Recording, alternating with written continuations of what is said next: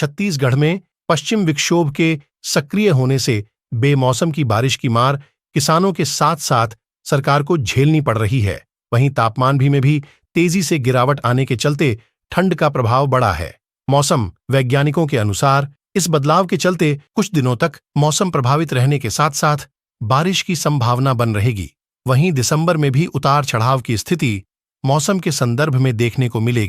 मौसम विशेषज्ञों का यह भी कहना है, उत्तर भारत में एक पश्चिम विक्षोभ सक्रिय हुआ है, साथ ही अरब सागर से एक तरफ लाइन भी आ रही है। इसी के कारण मौसम में बदलाव हुआ है। मौसम विशेषज्ञों का यह भी कहना है कि धान के फसल की रोपाई में पीछे रह गए किसानों की फसल को इस बेमौसम बारिश से नुकसान हो सकता है। वहीं समितियों में भी रखे गए धान को सावधानी नहीं बरतने पर नुकसान होगा, लेकिन रबी वाली फसलों के साथ साथ सब्जियों के लिए यह बेमौसम बारिश फायदा पहुंचाएगी। छाया हुआ था हल्का बादल, तो इसका मुख्य कारण है कि पश्चिमी विक्षोभ के कारण हमारे यहाँ उत्तरी जो छत्तीसगढ़ का भाग है, जिसमें कि कोरिया जिला, सूरजपुर और सरगुजा जिला आता है, तो इसमें अभी मौसम बदला हुआ है और आज सुबह से आप देखेंगे बूंदाबांदी और कुछ हल्की बरसात हमारे ज़िले में हुई है। तो इसकी मौसम केंद्र रायपुर के पूर्वानुमान के अनुसार अगले 2 दिनों तक मौसम ऐसा ही बने रहने की संभावना है, जिसमें कि गरज चमक के साथ हल्की बारिश होगी। और इसके कारण जो अभी धान की फसल लगी हुई है किसानों के खेतों में और जो कट रही है और जो थ्रेसिंग कर रहे हैं, इसके लिए अभी नुकसानदायक है। तो किसानों को सुझाव रहेगा कि जो कटी हुई फसल है उसको ढाँक कर रखें या जल्द से जल्द सुरक्षित स्थान पे रखें और अभी कटाई ना करें। 2 दिन अभी रुक के उसके बाद में कटाई करें। और जो रबी वाली फसल लगनी है या जो लग चुकी है उसके लिए ये बारिश फायदेमंद होगी, और जो सब्जी वाली फसल है, उद्यानिकी की फसल है, उसके लिए ये बारिश जो हो रही है तो ये उसके लिए फायदेमंद रहेगी। इस बारिश को लेकर लोगों का कहना है कि यह आफत की बारिश है। इससे जहां खेत में खड़ी फसल को नुकसान हो रहा है, वहीं खलिहान में रखी फसल भी बर्बाद हो रही है।